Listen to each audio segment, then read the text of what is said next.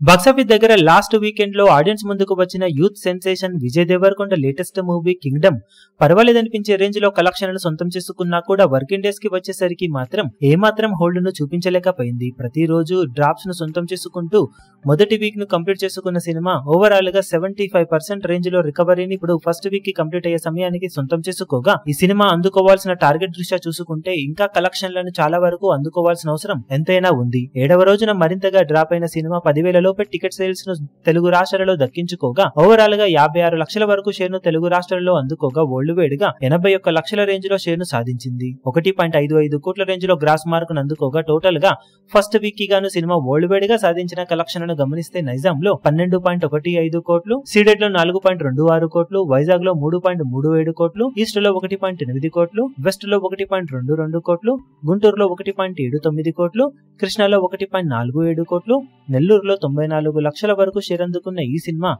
తెలుగు రాష్ట్రాలలో 27 కోట్ల వరకు షేర్ ను 45.15 కోట్ల రేంజ్ లో గ్రాస్ ను ఫస్ట్ వీక్ కి గాను అందుకుంది. కర్ణాటక, రెస్ట్ ఆఫ్ ఇండియా అలాగే డబ్ వర్షన్స్ కలుపుకొని 3.9 కోట్ల రేంజ్ లో షేర్ అందుకోగా, ఓవర్సీస్ లో మాత్రం 9.15 కోట్ల రేంజ్ లో షేర్ ను సొంతం చేసుకుంది ఈ సినిమా. 53.5 కోట్ల బ్రేక్ ఈవెన్ టార్గెట్ తో బాక్సాఫీస్ బరిలోకి దిగిన ఈ సినిమా ఇప్పటి వరకు సాధించిన కలెక్షన్స్ కాకుండా మరో 13.45 కోట్ల షేర్ ను అందుకోవాల్సిన అవసరం ఎంతైనా ఉంది.